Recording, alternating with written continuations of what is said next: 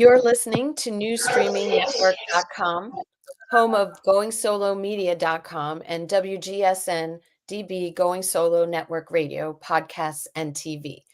Welcome to Divorce Coalition Live, a show designed for divorce professionals to enhance the divorce process to prevent re-traumatization of domestic abuse survivors. I'm your host, Jill Kaufman. You can get in touch with me at info@divorcecoachjill.com and divorcecoachjill.com. I'm a therapist, a divorce coach, and a co-parenting expert. The Divorce Coalition is a nonprofit organization dedicated to increasing education and awareness of divorce professionals and process change to create a more supportive and less traumatic divorce experience. We have united top podcast hosts and divorce professionals to create systematic change in the divorce process for domestic abuse victims. With 23.5% of divorces citing domestic violence as a cause, we bring you expert guests, practical advice, and enlightening conversations. Knowledge is power in creating change in the world of divorce with domestic abuse. So without further ado, let's get started. When a survivor of domestic abuse is going through divorce and they need to make decisions, some find it hard to trust themselves to make sound decisions. This is due to their low self-esteem and repeatedly being told they are inadequate or incapable by their abusers. Today, I'm asking my guest, Tina Huggins, to share her background in law enforcement and domestic violence to educate divorce professionals on how to help their clients understand how to trust themselves to confidently make decisions while going through divorce. Tina Huggins is a certified divorce coach and restorative family mediator with a passion for helping individuals who are dealing with abusive relationships. With a background in law enforcement and a 5th-degree black belt, Tina has dedicated much of her career to assisting women and children in escaping abusive homes. She has taught self-defense in a battered women's shelter and works extensively with individuals in abusive situations to help them rebuild their lives. Tina focuses her work on supporting men who face abuse and women, drawing from her own personal experiences and the challenges her father and husband faced in similar situations. I'm sorry, Tina, welcome. Thank you very much, Jill, for having me here. Sure. Was I right when you said you focused on men facing abuse? Yes, I do focus on men. Men just don't have the support that the women do. And a lot of my clients are women, but men just don't have that support. And so I support them. My father was almost murdered in his second marriage. So it's kind of important for me to make sure that men know that there are people out here that support them when they're going through the same type of abuse. Yes, and not many professionals do work with men. So I think it's a really good opportunity for people who don't know about you to understand that you do that. Is there anything else you want to share about yourself? No, I think you pretty much so covered it. Like you said there, I come in from a law enforcement background, and then I have helped women and children get out of abusive homes. I've taught martial arts and self-defense in battered women's shelters. And again, dealing with all of this stuff with my dad, and then some of the stuff that my late husband went through, those types of abuse are just things that I feel passionate about, that we need that kind of support. It's very tough. I myself ended up in a bad situation, broken hand, separated ribs, and dislocated leg, trapping myself underneath a pickup truck to keep my ex-husband from coming onto me, getting a hold of me, and hurting me further. Yeah. Wow. So you have an expertise in this, and we were talking prior to this about, people who don't have an expertise, who are divorce professionals who are going through domestic violence, working with people who are going through domestic violence. They at least can come and talk to you about, how to approach the situation. Do you offer that service? Yes, I have several attorneys through several states that I work with. Most of the time, they have me work with the client and keep the emotions down. I work through their emails. I help orchestrate things. In some cases, we start working together where I'm sending the emails for them because they're in a place, like I have several of them right now that are not in a place to really make decisions. And so they're in the safety of medical and therapy right at the point. And so I'm making sure that's taken care of on that side. And then they orchestrate the email to me, I clean it up and give it back to them. And one or the other of us send it on to the lawyer, as long as we're all attached to it, so that we have the information that's necessary for that attorney to do what the attorney has to do without the emotion. Right, exactly. No, that's a great service. So can you go into a little bit how clients who have experienced abuse are feeling when they first come to you for help?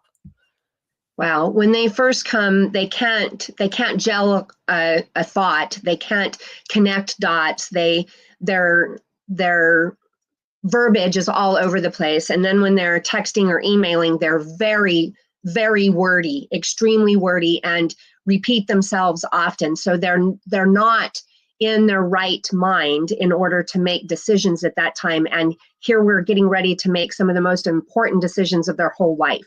And that's the way they come to me. They're just unable to gel thoughts. Yeah, no. So what do you do in those instances? How do you help them make decisions?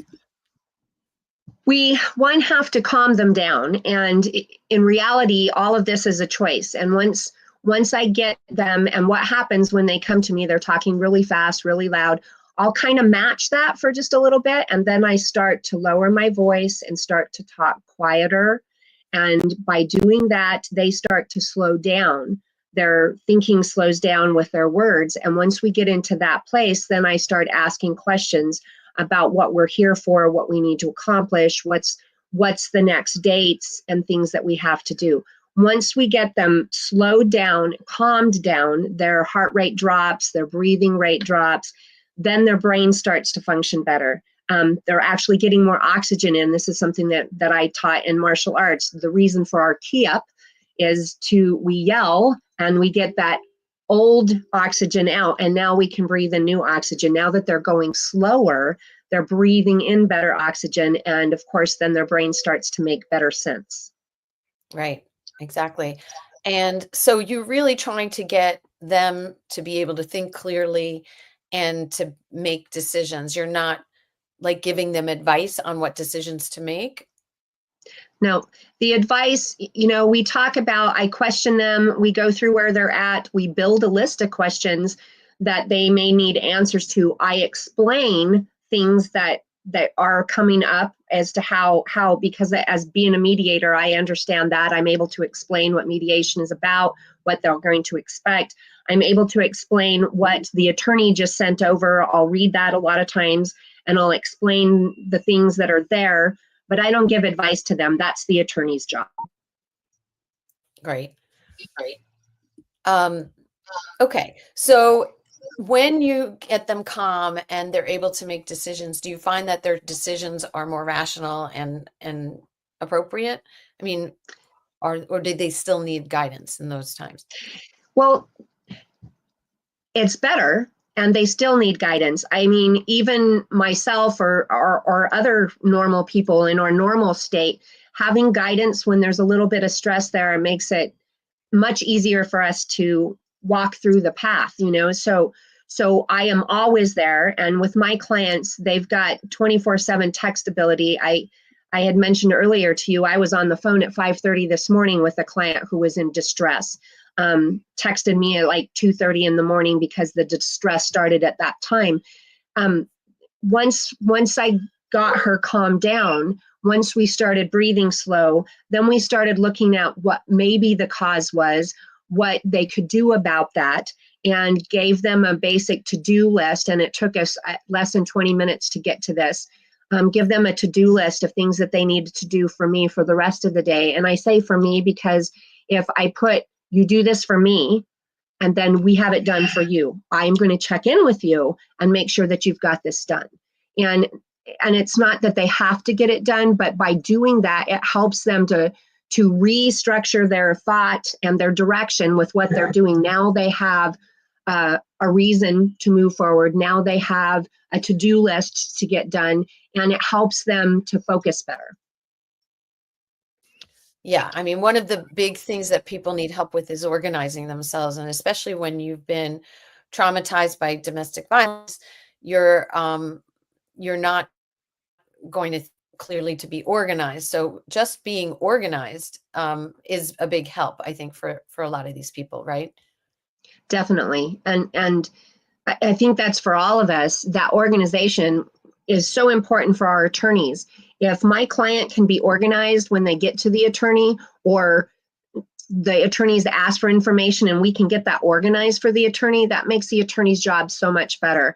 I mentioned a client earlier that I'm working with that I literally am spending no less than 1 hour a day, sometimes up to 2 hours over text, just going back and forth, trying to calm the thoughts down, trying to keep everything in place. I make this specific client, they'll come across and say, oh, I want to do this today, which is divorce, and now I want to get back together with my spouse. And so I make them sleep on that for 24 hours, and then we get back together and ask those questions, because their brain is just not firing on all the cylinders when they're distressed and things are out of whack. Right, exactly. So how can divorce professionals assist clients in making sound decisions? I mean, you've talked about a few things like helping them calm down, slowing your talking, lowering your voice, helping them get organized. Are there other tips for divorce professionals? Yes, to let the client know once because what they're going to do is they're going to come to you right away and they're going to spill all their emotions on the table. If they're not working with a coach, then that's the first thing they're going to spill on your table is all their emotions. So you might want to let them do that for the first 5 minutes or so, and then you need to stop them and you need to say, now look, you are here because we are supposed to do A, B, or C today. And the emotions that you're dealing with, I know are super important to you, but these are not going to help us get done with things that we need to get done in this short period of time that we're working together. So I would ask you, please, if we can focus on these topics so that we can get you in and out of here in an efficient manner. When we're able to do that, when we're able to disrupt their thinking process and bring them back to the goal at hand, most of the time that helps them. If they are really unregulated, then they're going to need help either from a divorce coach or a therapist. And in some cases, like I just mentioned, the client that I'm working with, that person is unable to work directly with the attorney without a group of therapists and myself involved. And so this whole thing is taking a whole bunch of us to work through to keep this individual regulated. Yeah, no, that's very helpful, I think.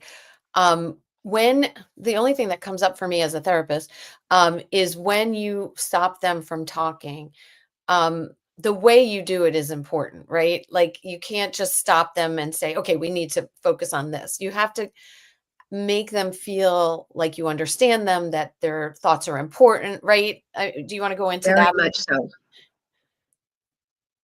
Yes, if we just abruptly stop them, which in some cases this has happened a lot to the clients, and then they want to get rid of their attorney, and so we have to be kind and gentle. We have to recognize them. That's why we want to give them that first 5-10 minutes to let them defrag whatever's on their plate and throw it all over your table. We need them to be able to feel comfortable with you, but then we need to stop and explain why one, that it's important, that these emotions are very important. And then two, the reason why we need to work on this is because if we focus on the emotional stuff, we're not going to have time to get this done. And then we're going to run out of time and have to start this all over again.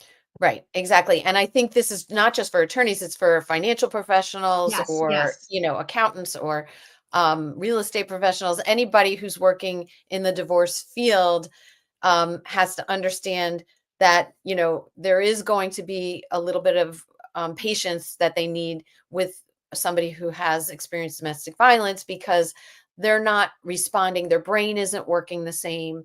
They're in this traumatic state.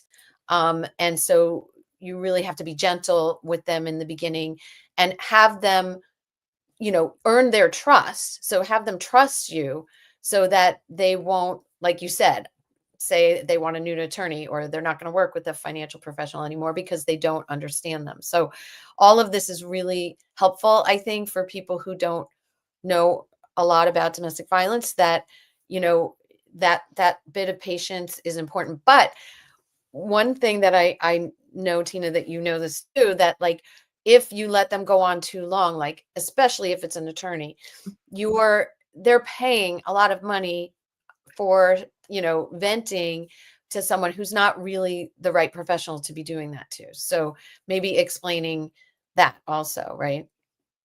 Yes, yes. And that is that is one of the things that I I hear from the attorneys that I work with and the CDFAs that I've worked with, is they're so glad that I am there helping take care of that emotional part, so that the attorney and the CDFA can focus on just what they need to do. And so we definitely need for our client to trust us, a CDFA, realtors, all of us, we need them to have that time and that space right in the beginning to defrag some of their emotional stuff, because that is why they're there. At least that's what they think, that's why they're there for. They're there because they feel that this emotional garbage needs to be taken care of, and working with you, whoever you are going to help them take care of this emotional garbage. They don't yet understand that their feelings about the anger and the hurt and all of this is separate from what we're getting ready to help them with, either their finances or their legal battle, or setting them up to get out of their home. Those types of things, they really truly don't understand that because of the emotional distress that they're dealing with. Yeah. I mean, I went through that too. I remember I vented a lot to my attorney, and she probably shouldn't have let me do that as much, because it ran up my legal bills. And you also don't realize that you're wasting time, and you're not getting the right help in that circumstance. So like, I remember thinking that my attorney had to know all these details. And I Right. have had clients, many clients, who are like, yeah, I have to send this to my attorney. And I'm like, you really don't have to send your attorney everything. We have to know what it is that you need to send them and what it is that is not important. Um, so that's a piece of it too, I think. Right. Right. Yeah. It's very important that and you're right. I have several clients right now that send me this big long, like I said, wordy things, and they want to send that to an attorney. I'm like, there's like 2 sentences in here that really your attorney needs to know. All the rest of this your attorney doesn't, but you're going to pay about $200 for them to read this and get it answered to you. And so let's figure this out together, because this isn't something that needs to go to the attorney or to the realtor or to the CDFA. Right, right. I think that's so important for all of us to understand and to help our clients with. So right now we're going to take a short break, and we'll be back.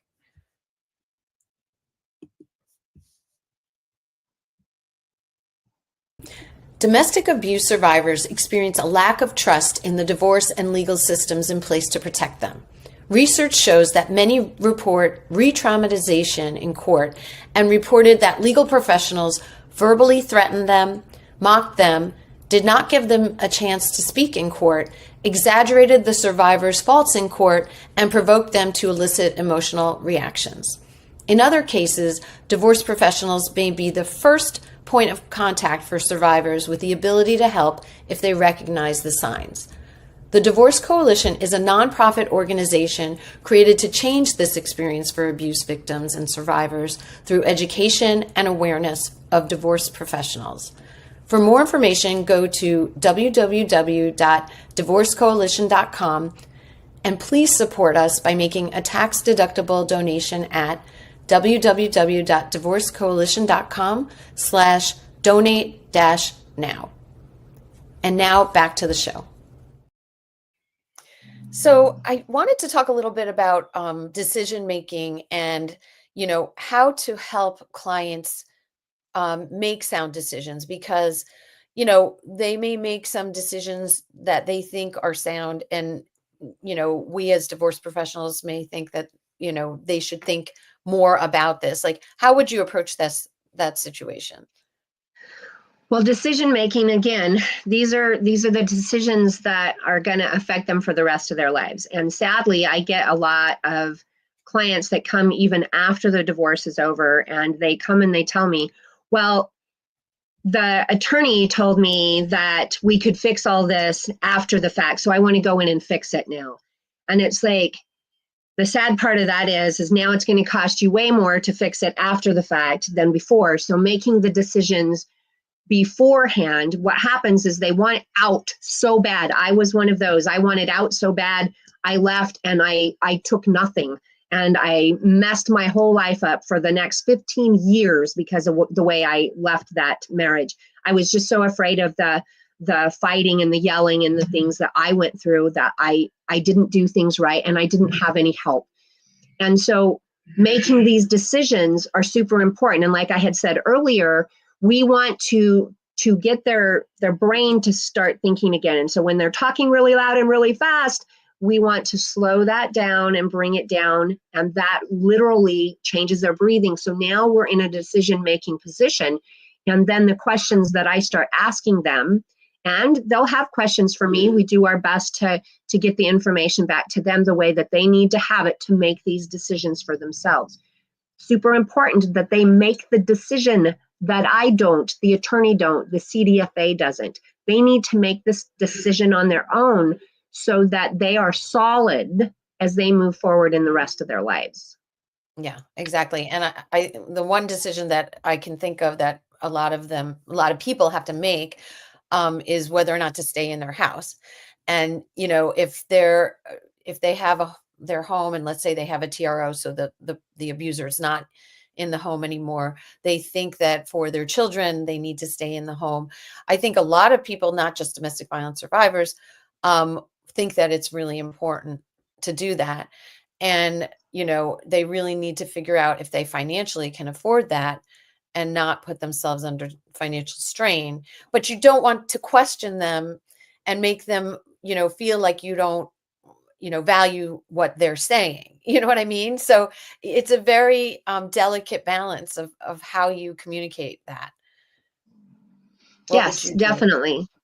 And I have clients. I had a client here just recently who was planning to stay in the house because their credit was better than their spouse's credit. So they just knew that their spouse wasn't even going to attempt that. But their spouse got a hold of the bank and got okayed for that loan prior to coming into the mediation. And so in that aspect, they came out of that mediation that very day, and we had our appointment, and they were right away in the, okay, now I got to go from point A, I've got to get another place to live. And in reality, what took place through the question and answer talking aspect is that they realized that them getting out of the home was probably the very best thing for them. And it was their choice. They come to that on their own. I didn't bring them to that choice. But it's being able to get them quieted down, get them slowly thinking and answering these important questions that gets them to see things differently. The questions that we ask are hugely important to help them to see things from a different point of view. I say this analogy a lot. We, as the support team, are on the outside. We see the whole forest, but our clients on the inside, and they just see one tree. And so when we start talking about all the other trees in the forest, then they can look and see everything and can make better decisions as they move forward. Do you have any examples of questions that you use in the Um, circumstance? there's, it depends on the situation and the client, but I might say, so tell me why you want to stay in the home. And then we'll go over, so if you would to leave the home, what are some positive things that could take place? And if you would to leave the home, what are some of the negative things that you could see? Or if you to stay, what are some of the negative things that you can see? Once they start seeing that list, and weigh it out, they realize that what they were thinking before isn't necessarily what is best. And so one of the things that I end up with a lot is the kids need to be in the home. This is the only home they've ever known. Well, if you talk to the kids that have now been divorced, and then they they go through the process and now they're adults and they've been through this whole thing since children, they will often say, I wish we would have moved out of the home, or it was so great that we moved out of the home. It was so much better. It was felt better.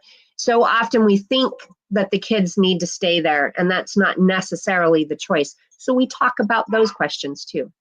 I love those questions. Thank you for those examples, because just asking them to think about the positives and the negatives, the pros and cons, will help them so much really come up with more of why they're thinking the way that they're thinking, and if they really are committed to that decision. So that's helpful for me. I appreciate that. Thank you. Thanks.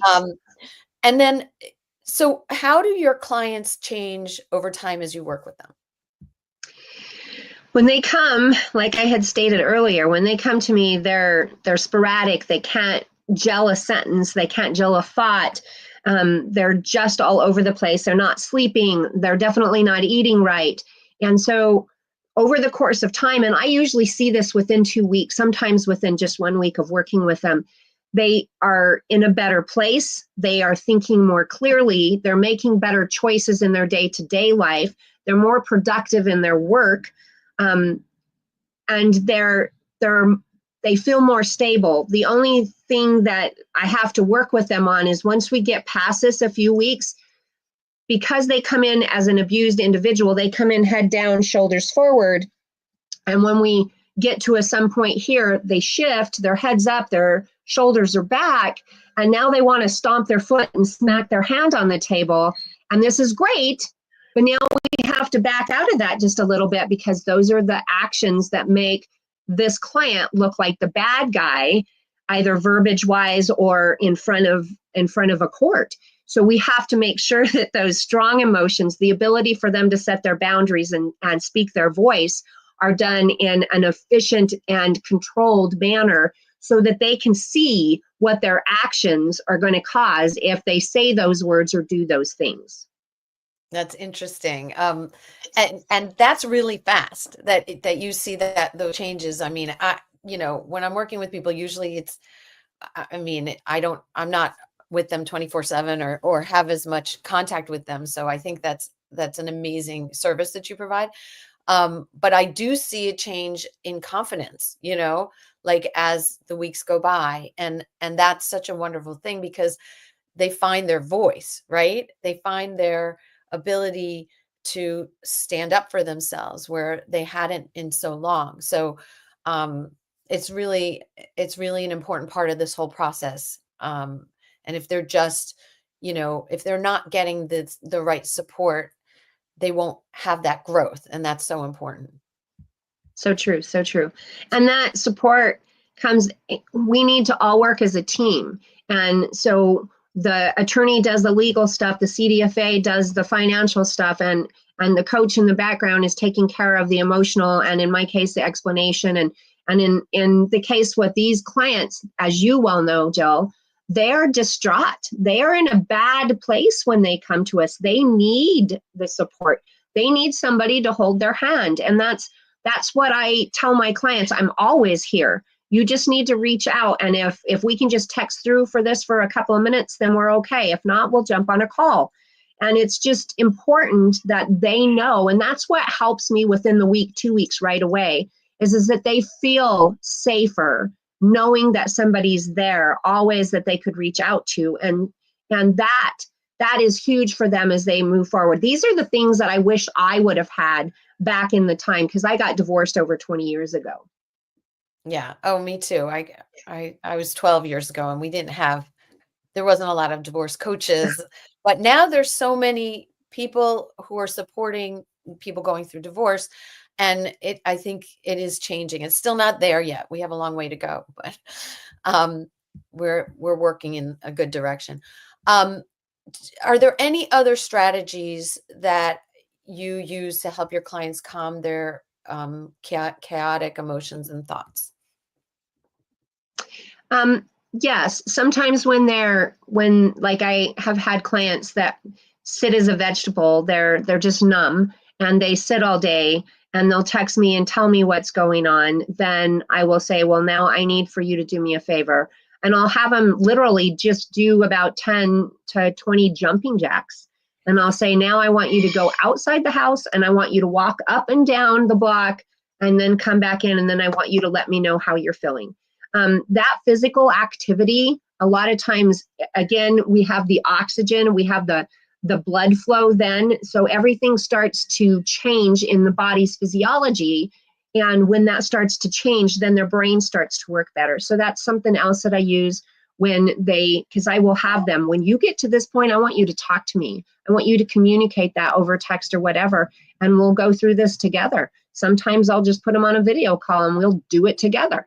It's just something that they have. Again, it's that support that they have if they need it. I love that. And so the numbness is definitely one of the, characteristics of someone who's experienced domestic violence. There's also dissociation, right? Where they're dissociated really from their body or their what's going on around them.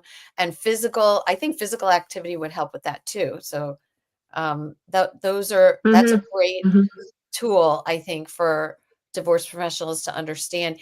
Even, attorneys, mediators, financial professionals, they could use that in the middle. Let's say they see that the person isn't really responding.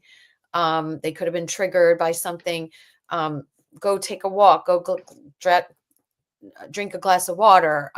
There's lots of things, take a walk around the block, that people can do to kind of shift how they're feeling in their bodies. So I think that's a great tool. Thank you. Yeah. Yeah. And did you have something else you were going to say? I was just going to say, you can also hold your breath. Hold your breath for a period of time. You want to hold it for a good period, and you want to do that like 3 times in a row, because that holding your breath, then you have to breathe it out. And again, it's the oxygen thing that helps shift. And sometimes that helps too. Yeah. Do you ever use visualization? Yes, I do. I don't use that as often with the types of clients that I normally work with all of that, because their brain won't let them get there early on anyways. Yes, we use visualization after we've been working together for them to see where they're headed to and what they want that life to be like. And we talk about that visualization the whole time, but a lot of times their brain is just not ready for that early on in their work with me. Right.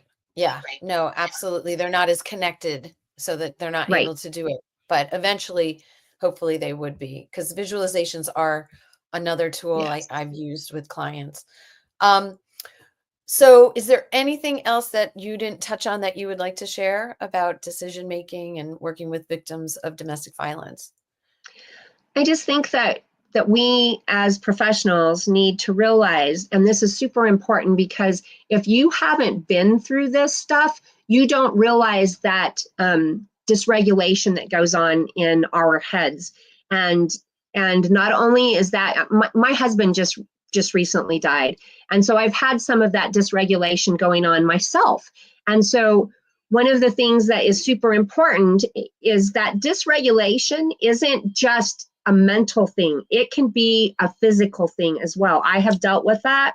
I have dealt with physical disruptions to my female cycles. And I've already been through menopause years ago. And so all of this stuff changes our whole life. And if we as professionals understand that their body is not working right. I mentioned it earlier, their brain is not firing on all cylinders.